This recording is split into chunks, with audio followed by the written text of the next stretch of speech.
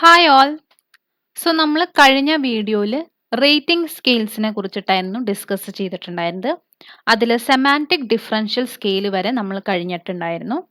ഇന്ന് നമ്മൾ കാണാൻ പോകുന്നത് ഐറ്റമൈസ്ഡ് റേറ്റിംഗ് സ്കെയിൽ തൊട്ടിട്ടാണ്. സോ ഐറ്റമൈസ്ഡ് റേറ്റിംഗ് സ്കെയിൽ എന്താണെന്ന് നമുക്ക് നോക്കാം. Respondents are provided with a scale having numbers and a brief description associated with each category.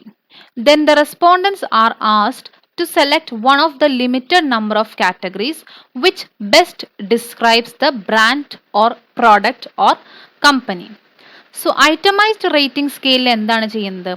റെസ്പോണ്ടൻസിന് ഒരു സ്കെയിൽ പ്രൊവൈഡ് ചെയ്യാണ് ചെയ്യുന്നത്. ആ സ്കെയിൽ എന്ന് പറയുന്നത് എന്താണ്? It has numbers and or a brief description. So നമ്പേഴ്സും ബ്രീഫ് ഡിസ്ക്രിപ്ഷനും ഉണ്ടാവാം, അതല്ലെങ്കിൽ നമ്പേഴ്സ് ഓർ ബ്രീഫ് ഡിസ്ക്രിപ്ഷൻ ഉണ്ടായിരിക്കും. ഒരു പ്രൊഡക്റ്റ് അല്ലെങ്കിൽ എന്തെങ്കിലും കാറ്റഗറീനെ ബേസ് ചെയ്തിട്ട്.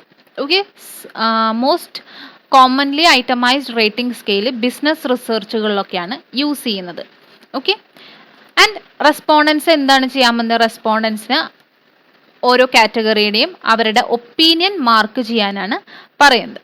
Okay, select one of the limited number of category which best describes their brand or product or company. Okay, one of the best category അല്ലെങ്കിൽ അവരുടെ കാറ്റഗറി ഏതാണെന്നെങ്കിൽ അത് ചൂസ് ചെയ്യാനാണ് പറയുന്നത്. This is flexible to use also. ഒരു example നോക്കൂ. How easy or difficult did you find Acme pasta to cook എന്ന് പറഞ്ഞിട്ടുള്ള ഒരു ക്വസ്റ്റ്യൻ. ഓക്കെ, അതിന് പല കാറ്റഗറീസ് ആണ് കൊടുത്തിട്ടുള്ളത്. Either in words or numbers ആയിട്ടാണ് കൊടുക്കുന്നത്.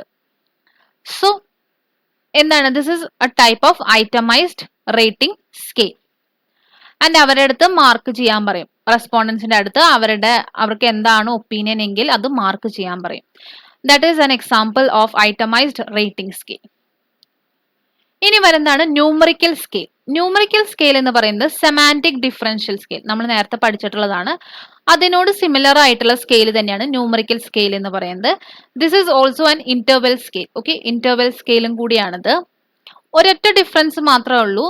5 പോയിന്റ് അല്ലെങ്കിൽ 7 പോയിന്റ് സ്കെയിൽസിൽ നമ്പേഴ്സ് വിത്ത് ബൈപോളാർ അഡ്ജക്റ്റീവ്സ് ആയിരിക്കും ഉണ്ടാവുക. ബോത്ത് എൻഡ്സിൽ ബൈപോളാർ അഡ്ജക്റ്റീവ്സ് ഉണ്ടാവും. And numbers on a 5 point or 7 point scales ആയിരിക്കും ഉണ്ടാവുക.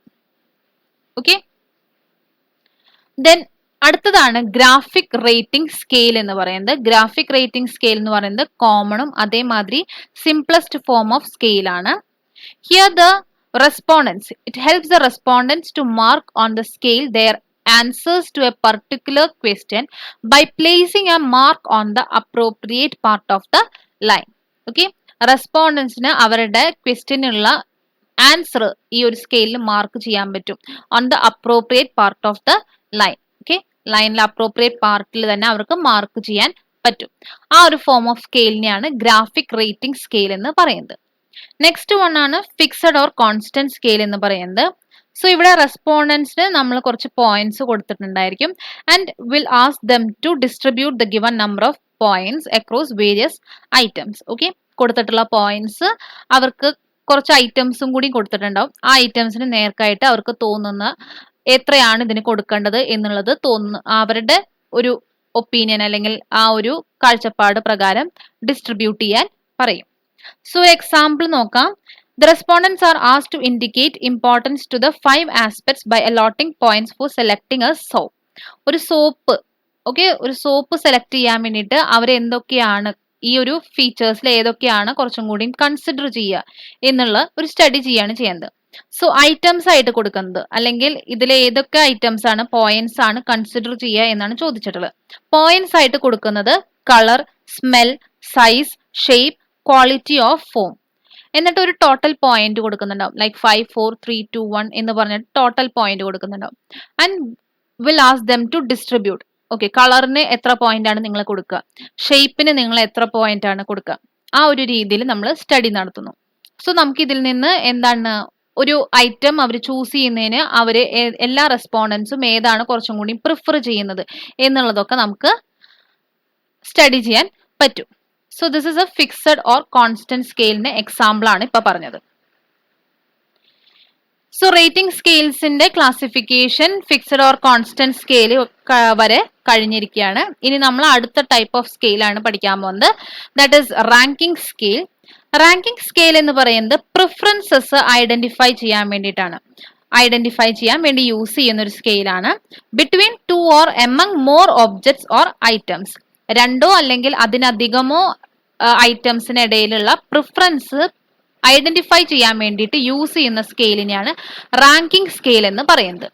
റാങ്കിംഗ് സ്കെയില് മെയിൻലി 3 രീതിയിലാണ് ക്ലാസിഫൈ ചെയ്തിട്ടുള്ളത്: paired comparison, comparative scale and forced choice. Paired comparison എന്ന് പറഞ്ഞിട്ടുണ്ടെങ്കിൽ എന്താണ്? Here the respondents can express his attitude by making a choice between 2 objects. 2 ഒബ്ജക്റ്റുകൾ തമ്മിൽ compare ചെയ്തുകൊണ്ട് അതിൽ റെസ്പോണ്ടൻസിന് അവരുടെ ആറ്റിറ്റ്യൂഡ് പ്രകാരം ഒരു ചോയ്സ് ചെയ്യാൻ പറ്റും എന്നാണ് പറയുന്നത്. Okay, by this way we can understand his attitude. ഒരു എക്സാമ്പിൾ പറയുന്നത് എന്താണ്? Choice between new soft drink or an existing brand. ഒരു പുതിയ സോഫ്റ്റ് ഡ്രിങ്കും അതേമാതിരി ഒരു എക്സിസ്റ്റിംഗ് ബ്രാൻഡും കമ്പയർ ചെയ്തുകൊണ്ട് അതിലൊരു ചോയ്സ് ചെയ്യാൻ റെസ്പോണ്ടൻസിനോട് ആവശ്യപ്പെടുന്നത്. So that is an example of paired comparison. As the number of objects compared increase, the following formula is used. So paired comparisonൽ 2 ഒബ്ജക്റ്റിന് പുറമെ കൂടുതലായിട്ടുള്ള ഒബ്ജക്റ്റ് ആണ് യൂസ് ചെയ്യുന്നത് എങ്കിൽ അവിടെ നമുക്ക് ടോട്ടൽ നമ്പർ ഓഫ് കമ്പാരിസൺ അറിയാൻ ഒരു ഫോർമുലയുണ്ട്. That is n into n minus 1 divided by 2. So ഈ ഒരു ഫോർമുല നമ്മൾ വേറൊരു സിറ്റുവേഷനിൽ യൂസ് ചെയ്യും. ഫോർ എക്സാമ്പിൾ, ഒരു റൂമിൽ നമ്മൾ ടോട്ടൽ നമ്പർ ഓഫ് പേഴ്സൺസ് ഇത്രയുണ്ട്. So total number of shake hands എത്രയാണ് അവിടെ നടക്കുക എന്നുള്ളത് അറിയാൻ വേണ്ടിയിട്ട് നമ്മൾ ഈ ഒരു ഫോർമുലയാണ് യൂസ് ചെയ്യുക. ഓക്കെ, സപ്പോസ് ഇപ്പോൾ ഒരു റൂമിൽ 6 പേഴ്സൺ ഉണ്ടെന്ന് വിചാരിക്കുക. So total number of shake hands എന്ന് പറയുന്നത് 6 into 6 minus 1 divided by 2 ആണ്. അതായത് 15 ഷേക്ക് ഹാൻഡ്സ് ടോട്ടൽ ആയിട്ട് അവിടെ ഉണ്ടാവും. സോ അതേമാതിരിയാണ് ടോട്ടൽ നമ്പർ ഓഫ് ഒബ്ജക്ട്സ് എന്ന് പറയുന്നത് 6 ആണെങ്കിൽ 15 നമ്പർ ഓഫ് കമ്പാരിസൺ അവിടെ നടന്നിട്ടുണ്ടാവും. അതാണ് പെയർഡ് കമ്പാരിസണിൽ പറയുന്നത്. സോ എത്രത്തോളം ഒബ്ജക്ട്സ് കമ്പയർ ചെയ്യുന്നത് അല്ലെങ്കിൽ ഒബ്ജക്ട്സിന്റെ എണ്ണം കൂടുന്നോ അത്രത്തോളം കമ്പാരിസന്റെ എണ്ണം, നമ്പർ ഓഫ് പെയർഡ് കമ്പാരിസന്റെ എണ്ണം കൂടും. സോ അത് എന്താണ്? റെസ്പോണ്ടൻസിനെ സംബന്ധിച്ചിടത്തോളം ഫെറ്റീഗ് ആയിരിക്കും, ലൈക്ക് ടയേർഡ്നെസ് ഉണ്ടാവാനുള്ള ചാൻസ് ഉണ്ടാവും. സോ പെയർഡ് കമ്പാരിസൺ കുറച്ചും കൂടി സ്യൂട്ടബിൾ ആവുന്നത് എപ്പോഴാണ്? ഒബ്ജക്ട്സ് ലെസ് നമ്പർ ആവുന്ന സമയത്താണ് പെയർഡ് കമ്പാരിസൺ കുറച്ചും കൂടി സ്യൂട്ടബിൾ ആവുക. ഇതിനൊരു എക്സാമ്പിൾ പറയുന്നുണ്ട്. There are 4 types of cold drinks: Coke, Pepsi, Sprite and Limca. And the respondents can prefer Pepsi to Coke, Coke to Sprite. അങ്ങനെ എങ്ങനെ വേണമെങ്കിലും കമ്പയർ ചെയ്യാം. പെപ്സി ടു കോക്ക് കമ്പയർ ചെയ്തുകൊണ്ട് അതിലേതാണ് പ്രിഫർ ചെയ്യുന്നത് എന്നുള്ളത് സ്റ്റഡി ചെയ്യാം. കോക്ക് ടു സ്പ്രൈറ്റ് ആവാം, അതിലേതാണ് prefer ചെയ്യുന്നത് എന്നുള്ളത് രീതിയിലും ചെയ്യാൻ പറ്റും. സോ പെയർഡ് കമ്പാരിസണിൽ എങ്ങനെയാണ് നടക്കുന്നത് നോക്കൂ. കോക്ക് തന്നെ ബാക്കി 3 എണ്ണത്തിനോട് കമ്പയർ ചെയ്യുന്നു. അതേമാതിരി പെപ്സി സ്പ്രൈറ്റിനോട്, പെപ്സി ലിംകയോട് വരും. ആൻഡ് ലാസ്റ്റ്ലി സ്പ്രൈറ്റിൽ ലിംകോട് വരും. സോ 4 ഐറ്റംസ് ആണ് വരുന്നത്. സോ എത്ര കമ്പാരിസൺ വരുന്നുണ്ട്? Total 6 comparison. ആ ഫോർമുല ഒന്ന് യൂസ് ചെയ്ത് നോക്കിയാൽ മതി. 4 into 4 minus 1 by 2 എന്ന് പറയുന്ന സമയത്ത് എത്രയാണ് വരുന്നത്? That will be equal to 12 divided by 2, 6 comparison ആണ് വരിക. സോ ഇവിടെ എന്താണ്? മൊത്തം 6 കമ്പാരിസൺ നമ്മൾ നടത്തിയിട്ടുള്ളത്. ഓക്കെ, അങ്ങനെ നമ്മൾ സ്റ്റഡി ചെയ്യുന്നതിന് യൂസ് ചെയ്യണ സ്കെയിലാണ് പെയർഡ് കമ്പാരിസൺ എന്ന് പറയുന്നത്.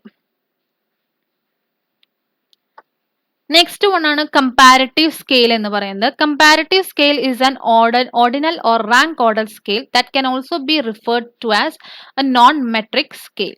സോ ഇതിന് കമ്പാരിറ്റീവ് സ്കെയിലിനെ ഓർഡിനൽ സ്കെയിൽ അല്ലെങ്കിൽ റാങ്ക് ഓർഡർ സ്കെയിൽ എന്നും പറയാം. അതേമാതിരി തന്നെ നോൺ മെട്രിക് സ്കെയിൽ എന്നും പറയാം. Here the respondents evaluate 2 or more objects at one time and objects are directly compared with one another as A part of the measuring process. Respondents എന്താണ് ചെയ്യുന്നത്?